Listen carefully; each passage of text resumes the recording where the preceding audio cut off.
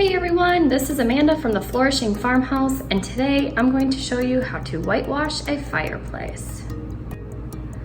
I went ahead and I did step one, which was simply to prime the mantle. I used a very good primer from the Sherwin-Williams line, but any good primer will do the trick. Next up, I'm just gonna throw a coat of white paint up on the mantle, let it dry for approximately 4 hours, and then I'm gonna go ahead and do another coat of the white paint.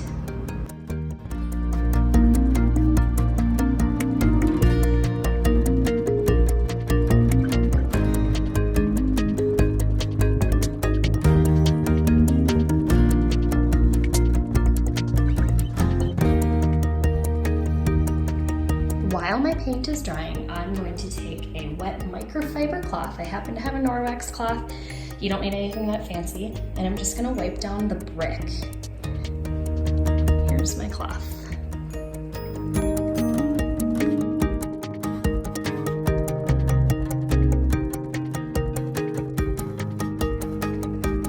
All right, next up, I put about 2 tablespoons of white Sherwin-Williams trim paint. By the way, my color is Dover white. It's not a stark white, so it's a really nice soft white color. I use it for cabinets and trim. It's my favorite.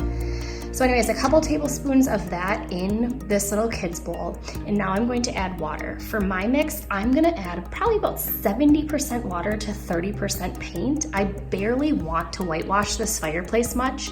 I actually like the look of the brick. You can always change your combination, but it's better to start lighter because you can always go a little darker with your whitewashing, but you can't undo it if it's too dark. It's a lot more complicated. All right, it's gonna be hard to show you, but here's my little mix. And I'm using about a 1-inch brush, and I'm just gonna lightly apply it. I need to test a small section before I go crazy here, so bear with me. This doesn't happen often, but I actually think that my combination is perfect for the look I'm trying to achieve. So I'm gonna go ahead and I'm gonna continue. Hopefully this only takes 1 light coat. I might have to go back and do touch-ups, but really it's kind of foolproof and easy, so I'm gonna go ahead and get started.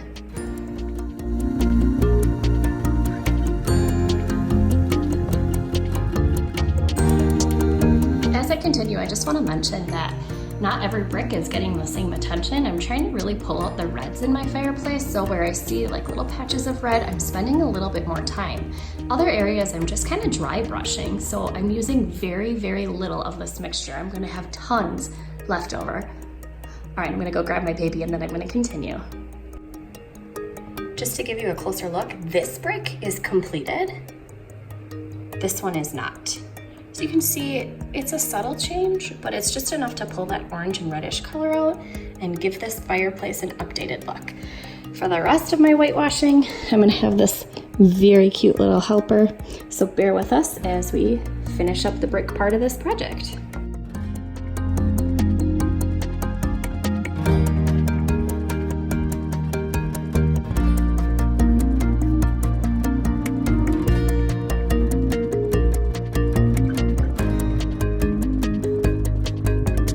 To give you a little bit of a close-up of my technique. So I barely dip my brush. So there's just a tiny bit on here. And I can kind of brush randomly onto the brick, but I'm gonna get a lot out of that little amount. I'm gonna kind of be brushing the grout. I'm gonna kind of just disperse it evenly and lightly throughout the brick. Again, like I said before, some of the bricks are gonna get a lot more of the paint and some of them are gonna get a lot less. Your goal is just to make it as natural as possible. So I'm gonna be blotting it, I'm gonna be brushing it, I'm gonna wet brush it, I'm gonna dry brush it. It's a bunch of combinations just to get that perfect look. If you look at an untouched brick, for example, this one, nowhere in this brick is there perfection. So that is why whitewashing a fireplace is a lot easier than we sometimes might give this project credit for. So take a look. These ones are done. These ones aren't. Very subtle difference. Here's another thing that's easy to do.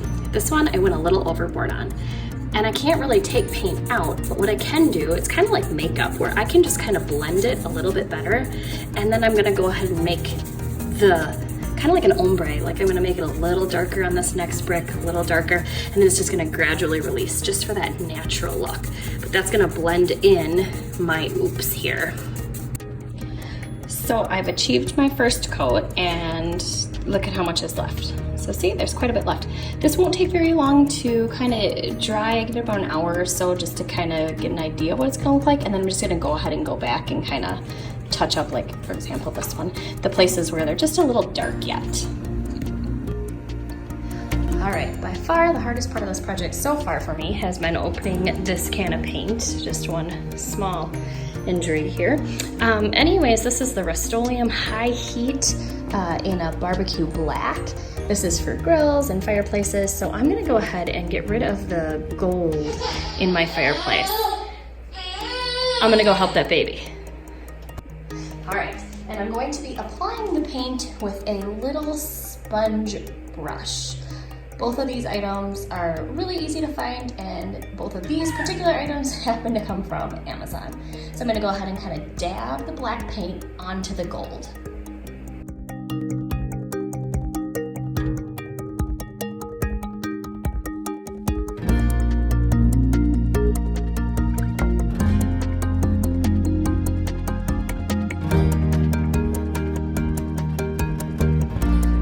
Go ahead and apply a layer to the bottom two gold pieces as well, but I wanted to pop on to say that it's going on very lightly because I don't want it to, you know, bubble and I don't want it to drip, and it's a sponge, so I'm dabbing it. So I'm gonna have to go over this 2, possibly even 3 more times just to get full coverage.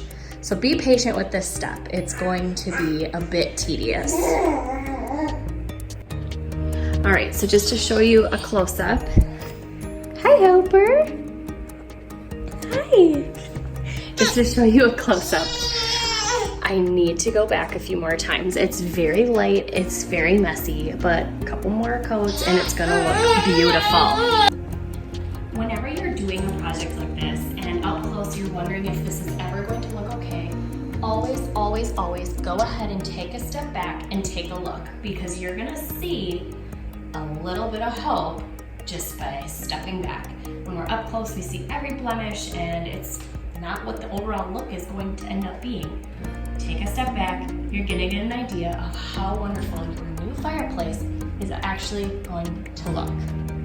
All right, it's been about an hour, so I'm coming back and I'm kind of lightening some of these bricks that just didn't turn out the way I wanted. For example, this one. I can tell I painted it and I want it to be more natural, so I'm gonna take that wet Norwex cloth and just kind of scrub it out a little. It's gonna have a more natural look when I'm done. Okay, so you can just kind of go through, see a couple of my really dark ones there, and I'm just gonna kind of use my Norwex cloth to blend them. All right, for my last little technique, I'm gonna take my brush, I'm gonna barely dip it in. Barely got any paint on it. And I'm just gonna kind of go through and dry brush some of the outside bricks here. So I'm basically just applying a tiny bit of paint, and then I'm gonna kind of go through again and blot it to blend it all. So I'm just kind of lightly going through, and now I'm gonna go back and blend all of that in to give it that natural look. You are such a good helper, aren't you? Uh-huh.